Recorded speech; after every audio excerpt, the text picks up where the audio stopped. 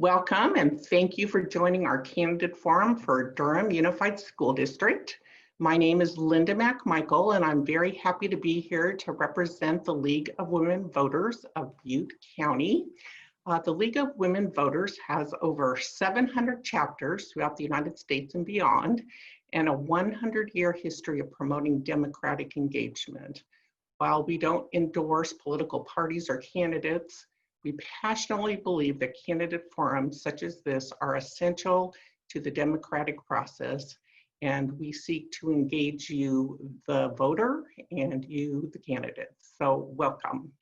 A mere 26 days remain until election day, so we better get started. The Durham Unified School District has 5 members. There are 3 positions open, 5 candidates are running, and 3 of the candidates are with us tonight. 2 were unable to attend. For our audience, we know you're out there, we can't see you, but thank you for joining us. And to our candidates, thank you for running.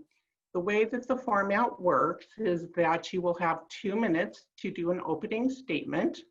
There are 5 questions that you will each answer. You can have up to 2 minutes to answer them. And you have a 2-minute closing. We did randomly select the order in which people would answer the questions. And Catherine, you were selected to go first, so you can begin your 2-minute introduction now. And be sure to unmute yourself. There you go, perfect.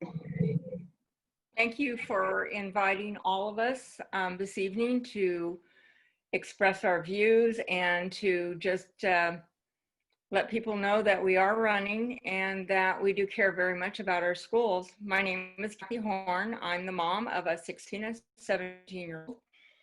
I'm a retired teacher. I'm a retired school administrator. I grew up in Durham. My picture's above the library, the helmet head hair back in the day.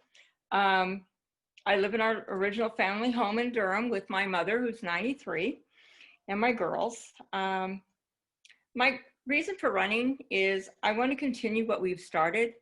We, through the grace of our Canadian bond that's being used right now, we're almost done with phase 1.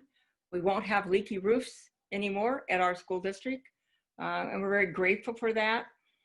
I want to make sure that we get our schools open in the most safe and efficient way possible. We have 85% of our students that families that have been surveyed have agreed to the AV model. And we have 15% that prefer to continue distance learning, which is what works best for their households. And we all have to respect that. We want to make sure that, or I want to make sure, forget we're working here, I want to make sure that our children are back in school. Our kids have been out of school or disrupted for the last 3 years. Our students need the socialization. They need that face-to-face as much as possible. We need to provide it to them in the safest manner. And I hope to be able to bring that to the school district and continue serving our great town. Thank you so much. Thank you. Mr. Thorpe, you're next. Well, thank you for having me. I'm looking forward to participating tonight. My name is Matt Thorpe. I'm actually serving right now as an appointed board of trustee.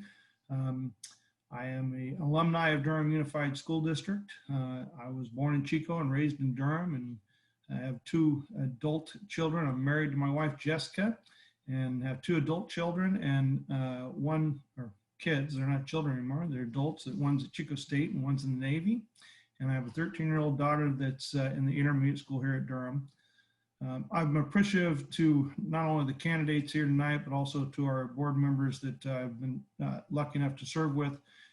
And also our past board members. I think the reason I got involved was those board members I thought did a good job here in the last several years of pointing us in the right direction. And I thought that I could add some value and support to them and continue the good work that they're doing. And I believe that we're really heading in a positive direction. And I think it does start at the top with the board, but I also know and realize how important the top down is. And I really believe, and now having the opportunity to serve on the board and working with the administrative staff and the teachers and the support staff, all of them, I think they're invaluable, especially in these circumstances that we've had in the last several years of the dam and the campfires. We really, I think, are a resilient community, and I look forward to serving them again for another 4 years if so fortunate, and I appreciate your vote. Thank you. Mr. Loudermilk?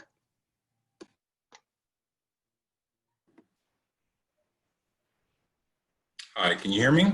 We can, yes. Awesome. Well, good evening. My name is David Loudermilk, and I am also running for the Durham Unified School Board.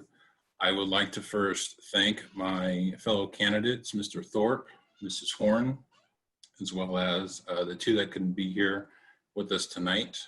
I appreciate the fact that they have our community's best interest at heart. I also want to thank the League of Women Voters of Butte County for holding this forum. And I think it, as you mentioned before about how important this is for the democratic process, I can say that it's especially important now on the 100-year anniversary of our 19th Amendment. So with that, what I would like to say to introduce myself is I'm a current teacher. I teach in Yuba City Unified School District, and I began my education career here in Durham. I can say that I've had my boots on the ground in Durham, both as a community member, a volunteer within this community, as well as an educator. I also ran the athletic program at Durham Intermediate School a couple years ago, and I worked very closely with a number of teachers, students, as well as our administrators at the time. I agree with our fellow candidates that our children have very much been impacted these last 3 years. I remember the day of the campfire, I was teaching at Durham High School, and I was teaching to half-empty classrooms. I can tell you that the situation we're facing now is extremely fluid. There is a lot of anxiety and frustration, and I hear the community when they express those concerns at the board meeting. I want to let you know that I have heard your concerns. As a member of the Durham Unified School Board, if I'm elected, I will continue to hear your concerns and push for our #1 concern, which is our children in the Durham Unified School District. Thank you. So our first question, Mr. Thorpe, you will answer first, and it's clear that all three of you are very familiar with the Durham School District. And the question is, what do you like best and value most about the three schools in the Durham that make up the Durham Unified School District? Well, I think what I like most and value the most is the people. I think in any organization, the people make up the organization and set the core values and the path. And I think that, again, that starts whether you're in the support staff or in the kitchen help, or if you're a teacher or a counselor or administration, and it trickles all the way up to the board. Everybody has a value and has an importance there. And I think that is the most important at Durham. Being a small district, we really hit our highlights there. And I think the other thing is all the programs that we offer, band from elementary all the way to high school, the CTE programs, FFA and intermediate and high schools. I think there's just lots of positives at Durham. Okay, Mr. Loudermilk, you are next. Thank you. I would also say that one of the most important things here in Durham at our schools are the people, but more specifically, I like to begin, instead of from the top down, I like to start from the bottom up. And I think our children are really what helps ties this community together. I work with our children in this community at the elementary, intermediate, and high school. I've worked with our teachers. I have seen the dedication. I have seen the blood, sweat, and tears, not literal, that they have put into caring for our community as well as our children. And I've worked with a couple of our current administrators, both at the intermediate school and high school. And I can tell you that this bottom-up approach, keeping our children first and foremost, is at the center of their concerns, is at the center of my concern. And I think that's really what ties our community together, how much we love and care for our children here in Durham. Thank you. Ms. Horn, next. The most important is our children. The children are the function, the heart, the soul of a school district. We have an amazing teachers. We have good administrators. We have great support staff. We have, for example, Debbie Slidham, the summer programs, the food being delivered out to areas other districts aren't doing it, making sure our kids have the hot spots. We have good administrators, our bus drivers, our maintenance guys. We have a community that we've developed in this town. And the best part about it is the town is of the school. We become a heart and a soul. We're definitely a big family. And as a family, we make it work. We do whatever we can to make sure our kids get the best education possible. And I'm very, very proud of everything that they've done. And I thank them greatly. Thank you. Okay, next question. And Mr. Loudermilk, you will be the first person to answer. Here is the question. Well, so Tim, are you timing for 2 minutes or 1 minute? 1 minute. Oh, 1 minute. Okay, I told them they could have 2, so. Oh, I did the 2 minutes for the introduction, but I can go back to 2 minutes on the questions if you want. Okay, well, I'll give the candidates 2 minutes. You don't have to take 2 minutes, but there is one question here that has several parts. So let's go ahead and give 2 minutes and then you can, okay, we're flexible. We like to be flexible. Okay, so here is the question. The board operates under the authority of the California Constitution, the state legislature, the California Education Code, and the California State Board of Education. To the extent possible, what are your top 3 priorities for your first term in office? Mr. Loudermilk. Thank you. So for my term in office, my top 3 priorities would begin with reopening our schools. At the board meeting last night, a number of community members expressed their frustrations, their concerns about the well-being of our children. However, as an educator, I can also tell you that those same feelings are shared on the other side as well. And not that there's 2 opposing sides, but really I think we all have a common goal, which is to get our children back into schools. But at the same time, we want our children, we want our community, we want our teachers all to be safe. And so I'm going to say a word here that some people may find in the political realm a dirty word nowadays, and it's called compromise. And I think what's happening now with the decision to reopen our schools is it's not the decision that everybody loves, but it is the decision that can work, especially here in Durham. So my first priority would be to open our schools as safely as possible. My second priority is once those schools are open is, unfortunately, with the shutdown that occurred within the last half year, Durham has had to lay off some workers at our schools that are paramount to keeping equity alive in education. So my second priority would be to rehire those workers. Those workers are a part of our community. Their children attend our schools. And I want to make sure that not only are their children back in school, but they're safe. And we have those workers back working in our schools too, because that's what our children know. And my third priority as a member on the board is to eventually get things as back to normal as quickly as possible. I know that we are investing in the infrastructure at the school, and I would like to see that work continue with the next highest need, both within our district and with our students. Thank you. Ms. Horn, you're next. I too want the kids back in school as safely as possible.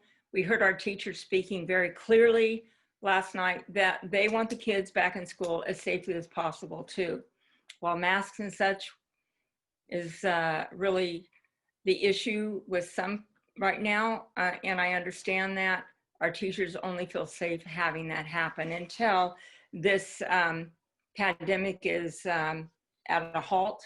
And under California Emergency Services Act, we have to follow the guidelines because we do not want our schools taken over by the county and the state and imposed superintendent placed on us. And that is a real thing that could happen, and we don't want that to happen. So we have to follow the law. We want the kids back in school. I want to make sure that they are academically sound. I want the socialization.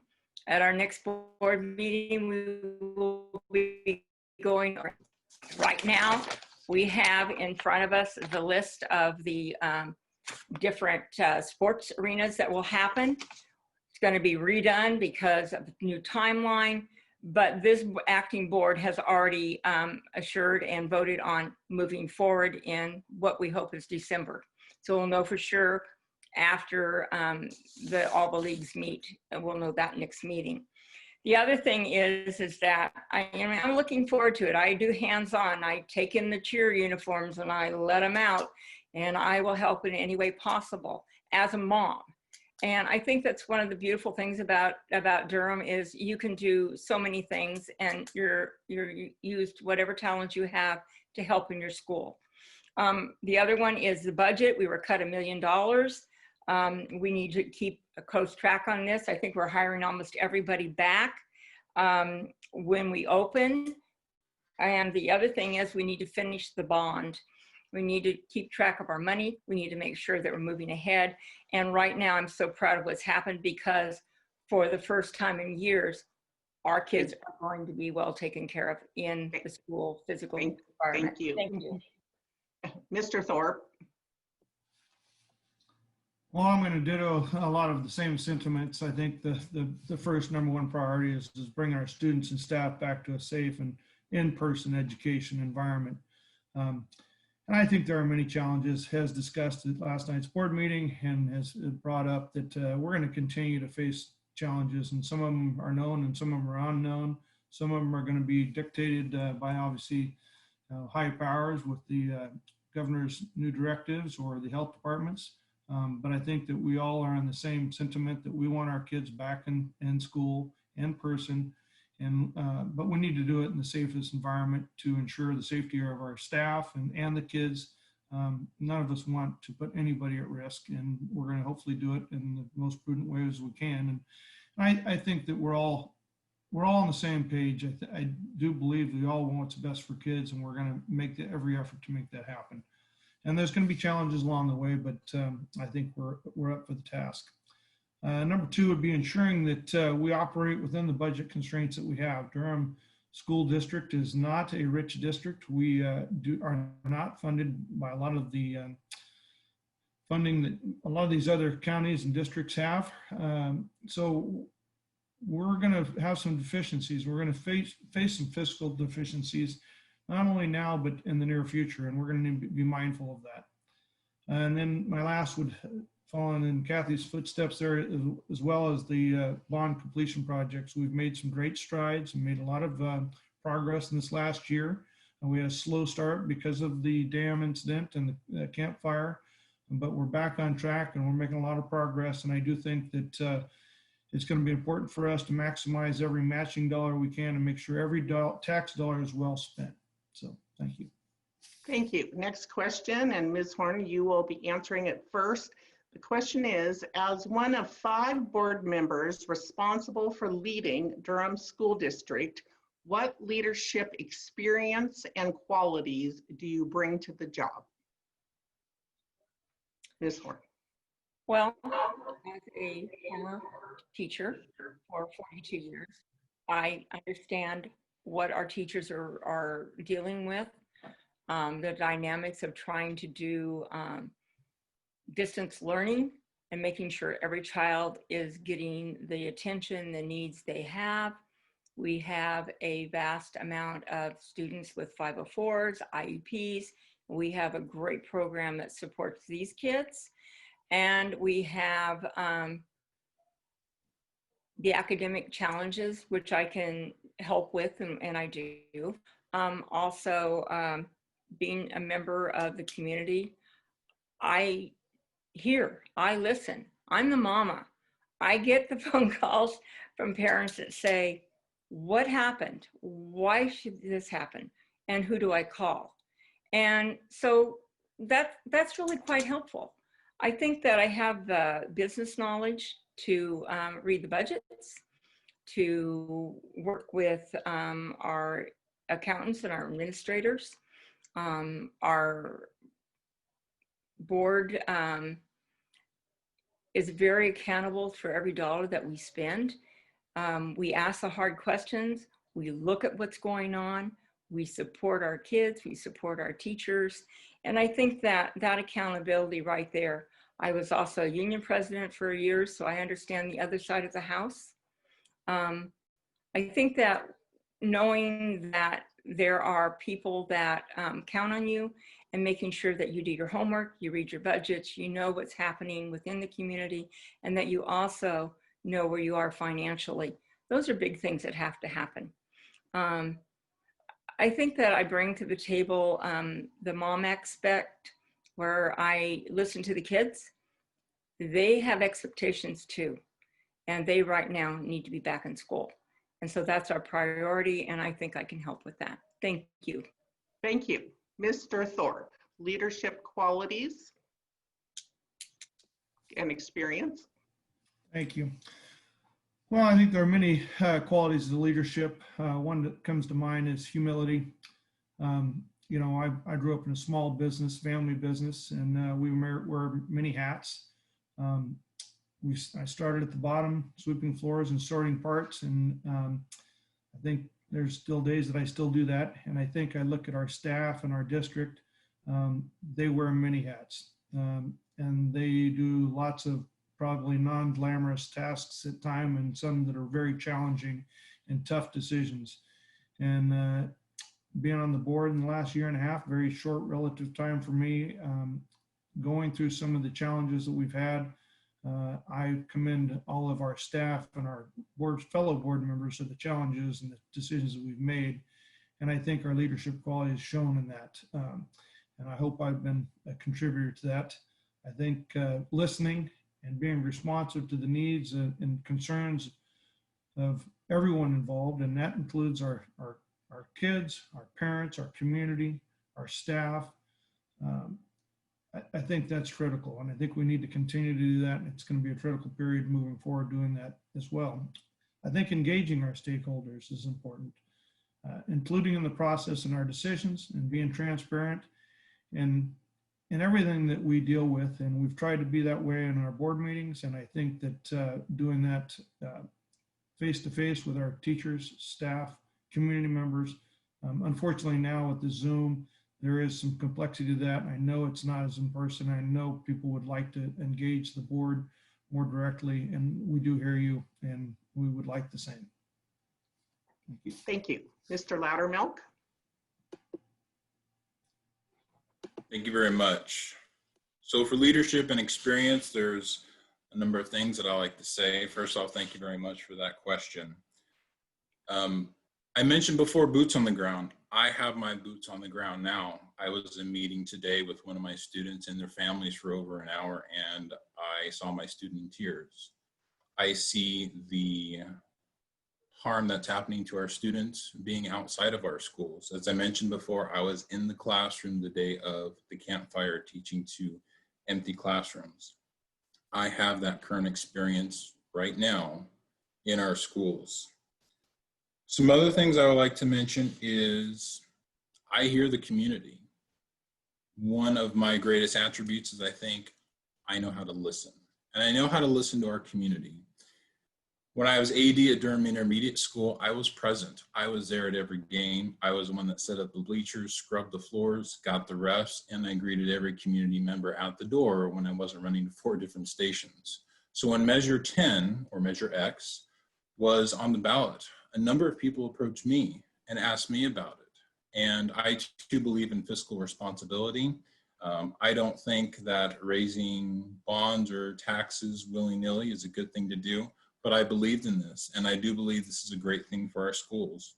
So I spoke to a number of community members about what a great thing this would be for our schools, because I worked in the schools in Durham and I saw the shape that our schools are currently in. Another one of my qualities is I communicate. I am the only candidate for this board that has published information, my candidate statement, in the voter guide. I'll be found on page 62. I've also created a website, facebook.com/Loudermilk for DUSD. And I've also given out my personal email address. So with my experience as an educator, working in Durham schools, my ability to listen and communicate, I believe that's what makes me a great candidate for this position. Thank you. Okay, our next question will begin with Mr. Thorpe, and I realize that our candidates have touched on this, but let's give all of you an opportunity to tell us the top 3 challenges in the next 12 months you think Durham Unified will face. And we'll start with you, Mr. Thorpe. Well, I think, yes, the biggest challenge is getting kids back in the classroom and in face-to-face with teachers and back in that curriculum. I think student education is going to be continuing to be a challenge, ensuring our students are receiving evaluations based after this period of being online, and see what the impacts are, whether they're educational, emotional, social. I think that's going to be critical. How they're going to do that, I'm not the expert there. I couldn't tell you, but I do know that that's going to be an important component of what we're going to do and how we're going to evaluate those students. And I don't only think it's just the students. I think it's also follows into our staff. There has definitely been a task, a consequence to all these local catastrophes, whether it was the dam event or these fires or the COVID. There's going to be an impact to our staff as well, and I think we need to be mindful for that and understand, how are we going to deal with that and support them. And that's going to take a group effort, and I think our community's been impacted as well, and our kids are, as they've said earlier on, the kids are really the most important. That is the product that we serve, and we need to do what our part is to ensure that they receive the best education, but also socially and emotionally support them. Operating within the budgets of the things that we don't know. That's a second concern, or a third concern really, is that, all these events do not come without a fiscal impact. And we need to be mindful of that, because there is not another revenue source, it's only one. And it's going to be a challenge, but I think we're up for the challenge. Thank you. Mr. Loudermilk, the top 3 challenges. Thank you very much for that question. I agree that our very first challenge is going to be to reopen our schools. As I mentioned before, we're finding a compromise, something where we are working within the law, something that may not make every community member or teacher or student happy, but something that does work. I think what we need to prepare for in that, and I know the board and I know the superintendent and our schools have been working on this, are contingency plans, because it's not a matter of if COVID will happen at our schools, it's a matter of when. So being able to control that and keep our staff and students safe and secure and keep our schools open if possible is going to be a huge challenge. Second greatest challenge is going to be our fiscal challenge. I had the opportunity the other day to have a conversation with our superintendent, Mr. Bohannon, and Durham has to be creative. There's not another district close by where we can really match. A lot of people like to compare Durham to Chico Unified School District because our numbers of free and reduced lunch are comparable at around 40% to Chico Unified. Problem is, where Durham has around just over 1,000 students, Chico Unified is 12,000. If we're looking at numbers, maybe we can look at Thermalito, maybe we can look at Live Oak Unified. The problem is, with both those districts, free and reduced lunch numbers are up to about 75% to 90% students who are on the free and reduced lunch program. So they do receive significantly more funding. Durham needs to be creative. And the last thing I would say is we need to be competitive. here in our Durham schools. When I was teaching here in Durham a couple years back, our students were around 1,200. That number has since decreased. How do we remain competitive with school districts around our area? That will require very creative questions as well as solutions. I think we have an excellent superintendent here in Durham who is doing his very best every single day. Thank you. Thank you. Ms. Horn? Well, primary, as we all know, is getting the kids in school and keeping the doors open. Safety and clear, open communication with our community is most important that we've really been seeing. By Monday afternoon, everyone should know what schedule their child is on. If they have an issue, they need to contact their administrator so that everybody's clear so we can start on the 19th as clearly and in the best academic mode we can.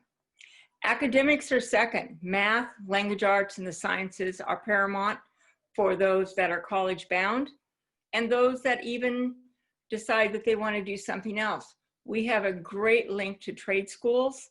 Trade schools are amazing, and we know that some of our kids will be much happier with a trade school because they have those unique skills. We have a great welding program that links to our junior college. Some things like that, we just can't help but just be so proud of. So we need to really emphasize those. We also need to work on and recognize our ag program, which is amazing. The kids, no matter what's going on, through their ag teacher, have already filled out the papers for their steers and such for the fairs. Those were due last week. They did them. They're on track with that. So we're not missing a beat there. Our vineyard is amazing. We have a greenhouse that's growing poinsettias. So all those things are coming into the community for our kids. Our boosters clubs, our ag boosters, our sports boosters, our parent clubs, always there helping. Thank you so much. Financially, we have to be sound. Like I said before, we got cut $1 million.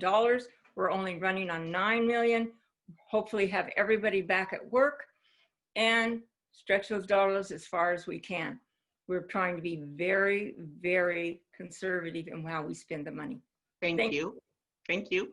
So we're at the point of our final question, and Mr. Loudermilk, you will be answering first. And the beginning of this question is, I'm going to read something from the Durham Unified School District website, which says, in developing goals and identifying strategies to achieve those goals, the board and the superintendent shall solicit input and review from key stakeholders. The question is, who do you believe are those key stakeholders, and how do you intend to solicit input? And Mr. Loudermilk, you will start first. Thank you very much for that question. I believe those key stakeholders, number one, will be our constituents, our community members. Those community members include parents here in Durham, as well as their students. I can tell you that before I mentioned that one of my qualities is I listen. So when I did run the athletic program at Durham Intermediate School, I listened quite a bit to people that would come in and attend our games. I had an instance with a community member named Sequoia Stevens. And Sequoia and the Stevens family take sports very seriously. And they push very hard to expand our sports program at Durham Intermediate. I listened, I asked her to do a little bit of work for me, and she did. And when she had those together, I pushed it toward our administrator, Mrs. Fox at the intermediate school.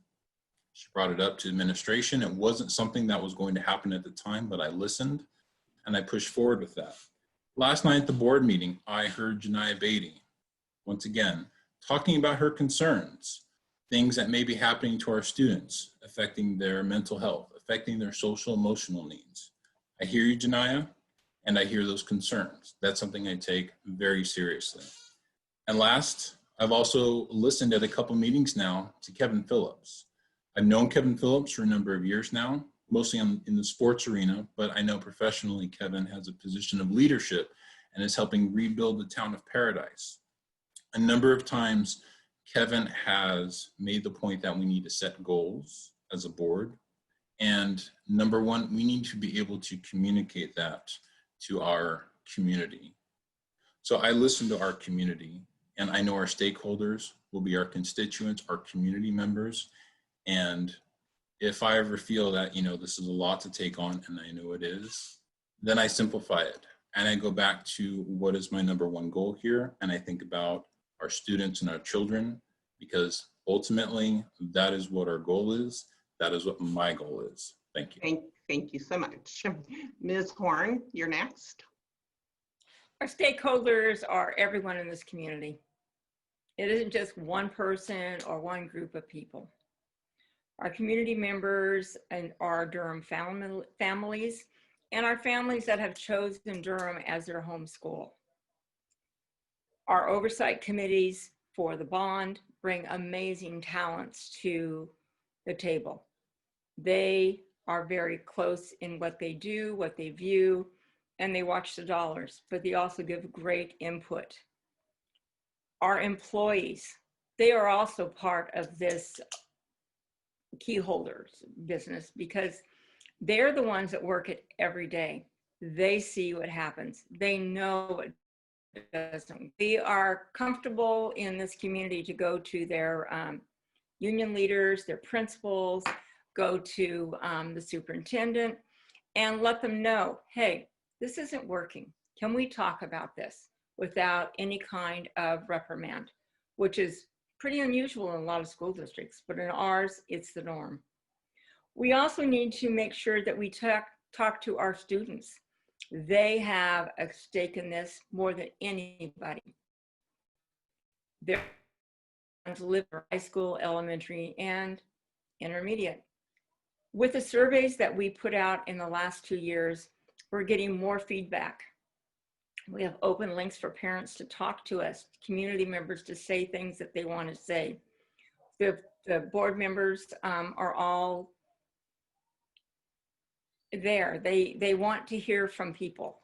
And as a board member and as a member of the community and as a mom, I definitely was concerned about not just our educational process. I'm really concerned about our kids' emotional needs and the fact that these kids need to have that contact with one another, even if we're going to have to do it through carefully through opening with the viruses and such in the schools. We will be careful. We will get our kids there and we will be listening. Thank you. Thank you. Mr. Thorpe. Yes, thank you. I would just concur with most of what was already been said, but I agree, every community member is a stakeholder, a vested stakeholder.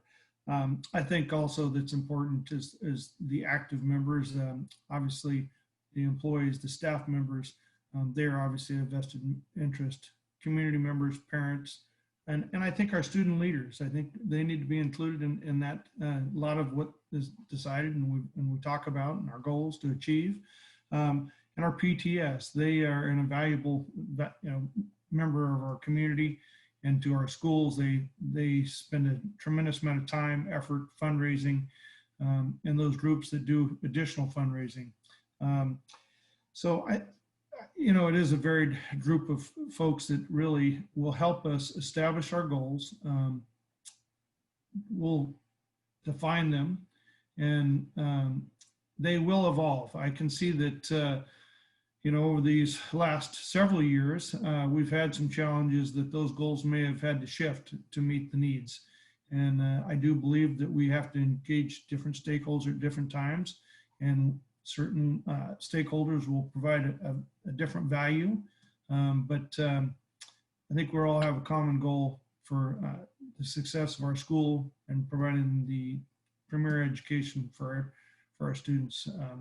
The kids need to come first. Thank you. Thank you. So we're at the point of our closing, and Mr. Loudermilk, you'll be going first since you went last in the opening, and you have 2 minutes for your closing. Well,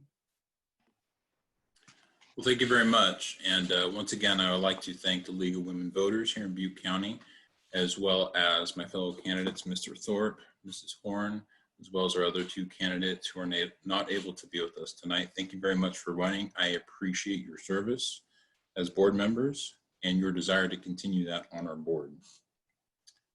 What I'd like to tell the community is, while I didn't have the privilege of growing up in Durham, Durham has been the place where I have lived for over a decade, and it's where I have chosen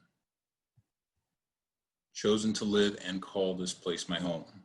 It's a place where I've chosen to raise a family and have my daughter attend the schools here in Durham. I can tell you that beginning my educational career here in Durham was obviously very formative to me to begin to become a quality educator. But it also put me in touch with a number of members of the community, a number of which I had already gained relationships with in volunteer activities with our youth sports programs here in Durham. But I had an opportunity to get to know their children and to even get to know them a little bit more. What I can tell you that as a fellow stakeholder in Durham, as a property owner, I understand the need for fiscal responsibility, and I also understand the need to be accountable. So I want to let you know that I am running on the principles of transparency, accountability, as well as collaboration. I've collaborated at the school level. I've collaborated with our community, and I'm not one that has a hidden agenda. I'm doing this because I love our community, I love our schools, and I want to do the very best I can to help improve this community from the already excellent community it is. So what I want to close with tonight is I would really like to ask for your vote. I will work every day as a board member to do the very best I can to listening, to collaborating, to keeping my boots on the ground, and to being present and available to you as your trustee for the Durham Unified School Board. Thank you. Thank you. Ms. Horn, you are next. Well, first of all, thank you for hosting this tonight. We appreciate it greatly. Our pleasure. It's quite an undertaking under the circumstances, and you've done well. We appreciate it. I just want to say, as a community, and to our community, thank you for allowing me to serve the last 4 years. I think we've come a long way. We work with our students, with our community base, our fundraisers, anything that we need to do to make our children have the best education and experiences possible. We will strive for academic growth, developing more trades, our ag program, which is growing amazing speeds and leaps and bounds with our greenhouse and our vineyards. The Fine Arts program, we have an amazing band program and music program. The fine arts are developing into something that you can really be proud of.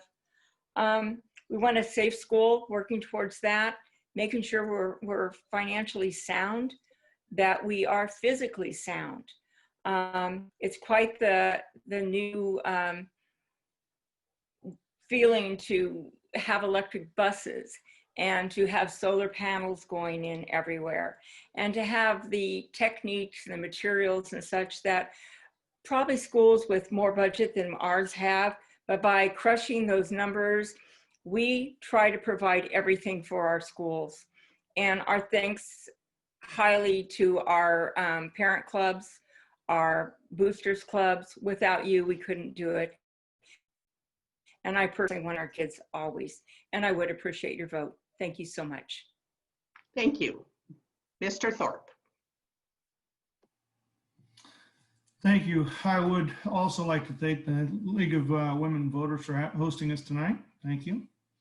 And I would also like to thank our candidates and my fellow board members that appointed me to this term. It has truly been an honor to serve this district and the community and children. The kids are, I think, the most important, and I think we're fortunate enough I think they're fortunate to have all of us vested and want to serve this district. I think everybody has the greatest intentions to do what's right for them. One thing that prompted me to take that appointment when presented was the bond, and I too was not a fan of bonds. I never thought I would vote for a bond, but it was passed, and I actually advocated for it because the schools and facilities had not changed since I had gone here, maybe since Kathy had gone here as well. And, unfortunately, our funding was never going to change that. And, I think it's important as a stakeholder and as a board member that we make those improvements and we make every dollar count. And in the year and a half that I've been here, we've got kind of a slow start. And what's prompted me, part of it is to stay, is to hopefully continue that good work. But also, I've seen a lot of the positive things that the board has been part of. We've got a great administrative staff. We have great principals, and I truly believe the staff at Durham is remarkable. They've been resilient and proven to be resilient through these times, and I would like to continue to serve them. So I appreciate your vote, and I thank you for your time. Thank you. This concludes our forum, and please know that it was really our pleasure to host you, and thank you for joining us. To our audience, again, we can't see you, but we know you're out there. And to our candidates, once again, thank you for running. It's a big commitment in many, many ways. We realize that. And to us all, let's just remember to please vote on November 3rd. Thank you so much.